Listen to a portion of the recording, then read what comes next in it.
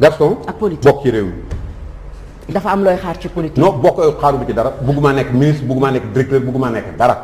mais am naa sama gëm-gëm gëm sama réew gëm sama président xam ni mi ngi liggéey li muy liggéey man mënuma koo liggéey ma jàppale ko ci liggéey. D'accord. Aliou Aliou. Écoute, moi ce que je pense. Moi je ne suis pas d'accord avec Gaston Mbengue. soo neexatee. Je ne suis pas d'accord avec Gaston Mbengue parce que quand on parle du président Macky Sall c'est vrai que am na loo xam ne maa ngi ko am fii ba tey parce que man dama am jaar te man am naa tuuti xam-xam lu ma yàlla may te am naa fu ma jaar te jàng naa école jàng naa université man tubaab bi ñoo ma formé. te du ma cuune. tubaab juddoo Sénégal màggee France. Vas-y direct. Si moi je parle. wala mu jóg dem bokk. non bu jóg dem yooyu itam. damay wax. man maa la invité bu jóg dem taxawaalu. man du ma nit buy taxawaalu man. tubaab yoo ko jàngal man dama pare démb tey doog a ñëw. moom ci boppam moom li muy wax gëmu ko. xamul na ni man du ma nit kuy taxawaalu man. waaye par contre nag dëkk bi dañ ko war a defar te transparence daf fi war a am li tax may wax transparence mooy dellu si li mu wax ni moom ni sànq ndax fii bu leerul ñàkk leeraange moo tax dëkk bi di demee nii ñàkk leeraange moom moo tax moom mii muy contredire boppam di wax ministre dañ koy woo day woo ministre te ministre du ko wuyu duñ la wuyu kay duñ la wuyu parce que dëkku caay-caay la dëkk bu ñàkk transparence la loolu ngeen di bañ ñu wax moi je parle en général je ne spécifie pas Gaston Mbengue wala Mamadou Bitèye ou Issa Tine je parle pour le Sénégal en général. Ce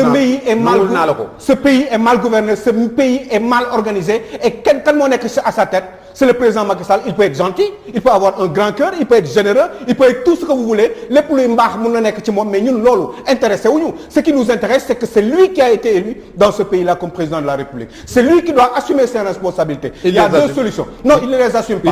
Non, il ne les assume pas parce que bu leen assumer woon exemple rek bi nga jox ñu dellu siwaat ci bu leen assumer woon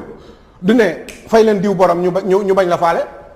parce que nañu waxante dëgg te yàlla tax il faut dire la vérité. C'est parce que en réalité faale wuñu président de la République. C'est parce que ce président là damay wax. kon dana ñàkk jom rek. dama xamuma man damay ñàkk jom. non moi man xam nga man je suis un intellectuel. Je réfléchis, je fais des constats par rapport à ce que je vois dans ce pays-là. te xam naa xaw ma lu Sénégal kese xam naa adduna bi lu bëree bëri. modestie. man non damay wax li ma def man sama yoon nekkul man li ma xam laay wax man xam nga man du ma mécanicien du ma plombier du ma yooyu. yaa ngi dégg lii laa def lii laa xam te lii laay wax moo tax ma ñeme taxaw di ko wax fii te ku ñeme na nga yow jàkkaarloo man fii ci dëkk bi.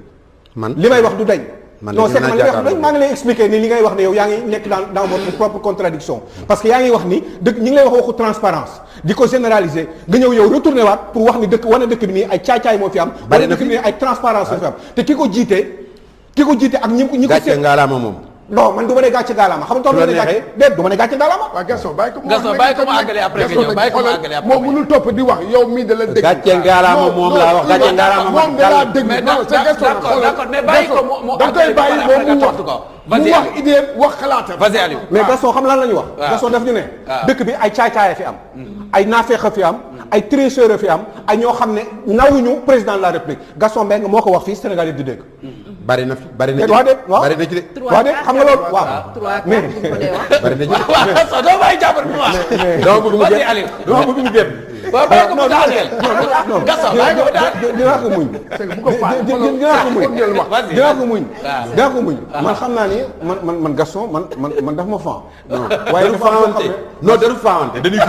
dañu faawante rek ma faan non dañu ci d'accord non man faa naa ci benn côté ma faan mais benn côté mooy ci liggéey yi ngay liggéey ak fi nga jógee ak fi nga commencé zéro yow xam nga ne sax dama la faa nga faam non da ngay faan kuy taxawal non waaw oui kuy taxawal ci taxawal gi laa la faa waaw vas-y Gaston bàyyi ko daaneel non juste pour dire que ni en réalité il faut qu'on sache dire la vérité dans ce pays là te xam nga mooy lan mooy Macky Sall moom la ñu président Macky Sall moom la ñu fal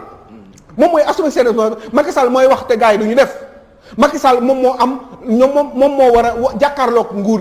sénégalais yi en 2024 pour wax leen moom lan la fi liggéey ci 12 ans yi Macky Sall moom mooy joxe ay ordre Macky Sall moom mooy organiser le pays à sa manière moo ma ne man nii laa bëgg a def pour dëkk bi développer fii laa bëgg a jaar pour dëkk bi ñi ma siy jàppale fii la ku nekk mu am ndigal bu mu la jox pour nga def ko mais ils ne le font pas ce pays ne marche pas ce pays ay tricheurs fi nekk ce pays ay sàcc ñoo fi nekk nguur gi ñoom ñépp lu ci bare kenn rek nga fi wax koo xam ne gis naa ni wax dëgg yàlla te du yow kese moo tax ma koy wax ñeneen nit kilifa wax nañ ma ko te li ngeen wax fi dëgg la nee nañ ku ko woo day wuyu. nga Matar Ba. muy Matar Ba nit ku serviable la nit ku ubbeeku la. kooku moom Sénégal yëpp dañ ko témoigné te àdduna Sénégal nag dañuy wax ci wolof ku ñëpp tufli nga tooy. yaa ngi dégg donc kooku à la limite mën nañ ko dégg mais ñeneen ñi fi nekk ñëpp wax leen ma Sénégal lan lañ fi liggéey. pour que ce pays marche ce pays ne marche pas xam nga tax ce pays ne marche pas parce que celui qui est à sa tête ki jiite réew mi deful li mu war a def il n'a pas assumé ses responsabilités il est toujours dans ses calculs politiques calcul nu muy teg di organiser pour gën a mën a tenir le pouvoir alors que il a les pleins pouvoirs il devait juste faire une chose muy liggéey bi nga xam ne sénégalais bu fekkee ne sax ay 2024 sax xëy na sax duñ ci waxtaan xam la ñuy def gars yi am na dëkk yoo xam ne gars yi nee naan non yow président fii da nga fi toog de soxla nañ la encore ñaar fukki at ak juróom wala fanweeri at loolu liggéey kese moom moo koy def mais pas bu ñu demee bay toll ci fii c'est parce que on sait que mais gars yi ku si ñëw nii mais Gaston gars yi ku si ñëw fii li ngay jéem a def lépp mooy fexe yow def lan sa kamtal ay kattan pour fi nga toog nga mën fa dóor mu daanu regardez ce qui se passe au ministère de la santé c'est un exemple parce que on a fait un dossier là-dessus il y a pas longtemps mais ministère de la santé fournisseurs yaa ngi bëgg de fournisseurs yi doon liggéey ministère de la santé ñépp la Abdoulaye Diouf Sarr dàq jël ñaari nit kese di leen jox marché yi umu informatique ak NKG déedéet waaw si ma lu ma wax bu fekkee amul ñun ngeen toog nga ne amul parce que ñun aussi Sénégal la ñuy liggéey man lii rek laa xam Gaston mënu ma leneen waaw loolu yëpp dans ce pays là est-ce que yooyu c'est normal non est-ce que on a le droit de voir des gens des directeurs généraux qui sont dans les ministères nga gis leen démb tey nga gis leen seen niveau de vie fi mu toll di jënd ay appartement ay 100 millions mais Gaston li may wax ni du dañ c'est que lu nekk la yooyu il faut ñu teg ko ci taabal ji Macky Sall xëy na yëgu ko je n'en sais rien wala xëy na yëg na ko aussi waaye mënu ci dara parce que mënu da xaw ma man damay wax rek parce que ñun loolu mooy suñu liggéey fii laa bëgg amee njëriñal sama réew ma fii nii li may wax nii foofu rek laa bëgg amee kontaan naa ci waaw am nga foo bëgg a amee dénonciation dafa baax waaw loolu dama la ci fan mooy fan gi ma la fan ma nit ci sama li may def ci laay mën a liggéeyal ak sama réew te non mais man waxee moon foofu de non man waxee moon foofu man dama doon wax rek bu fekkee tey li ngay wax ni dama la ciy gën a dëgëral gis nga Sénégal le président Macky Sall man dama ko sax yërëm en fin de compte parce que liggéey kër la bëgg na liggéey mais nag ak loo bëgg même sa kër gi nga moom fekkee ni say doom am nga ci kenn koo xam ne maram balaa la di yàq ca doo ko yëg mënoo yëg lépp sa biir kër à plus forte raison un pays Macky Sall tey le président Macky Sall je dis bien su amee sax ku ko jege di ko wax sax les crocodiles là dañu fexe ba yàq diggante boog moom dama lay jox rek benn exemple un gars comme Mahmoud Saleh par exemple nga xam ne bëggul dara lu dul Macky Sall moom bi Macky Sall jógee ci Ablaye Wade moo amee woon ñaari parti NP ak bi ci des bi yóbbu woon Macky Sall dans les élections j'ai oublié même le nom ñëw di ànd ak Macky Sall jox ko parti ba Macky Sall ni mu nekkee laajul dara mais bëgg na Macky Sall ca it am na fit ca dafay wax Macky Sall dëgg da koy wax li mu xalaat mais gis nga bi ñu ko defee directeur de cabinet rek dégg nga coow li ci am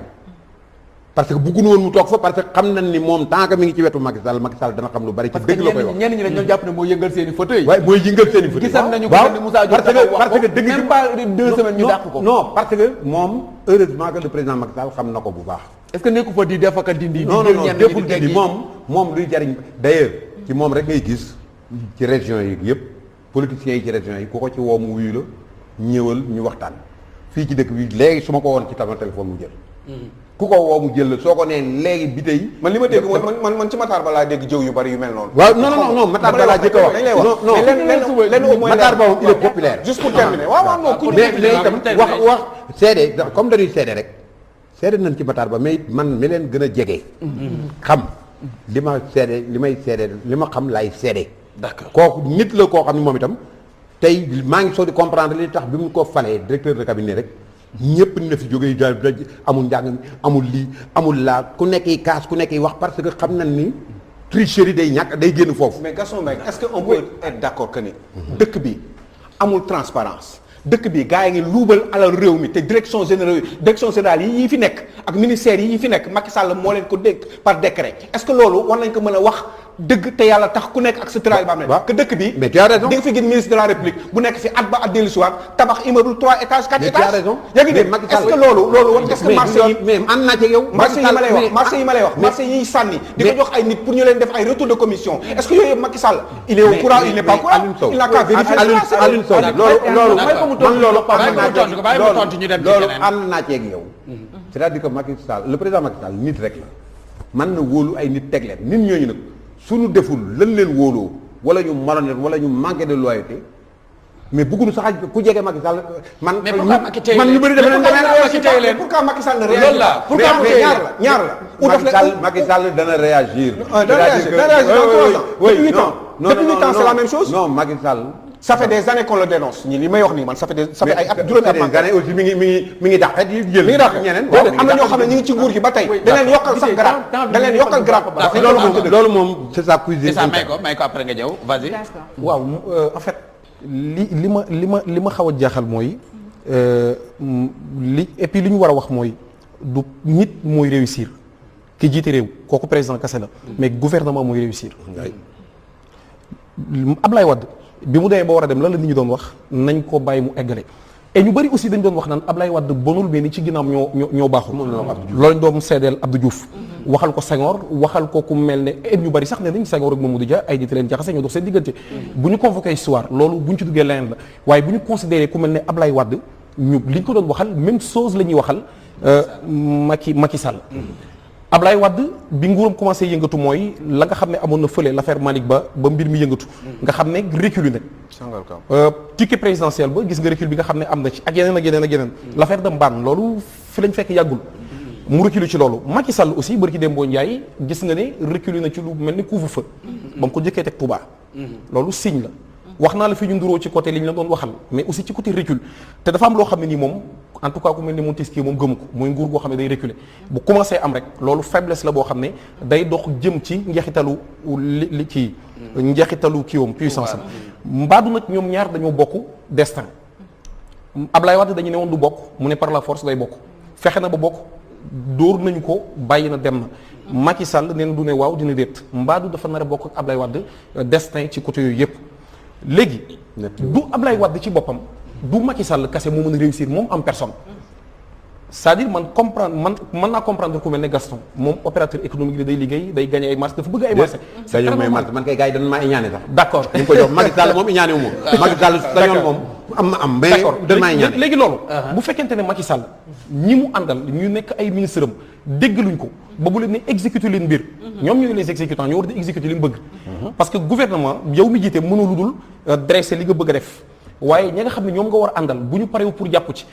peut-être dañ koy defee ku mel ne Gaston lank bañ ko fay xaalis sama ki yëfam te président autorisé ko ça veut dire que président du amul du leader bi mu war a doon ci kanamu ñi nga xam ne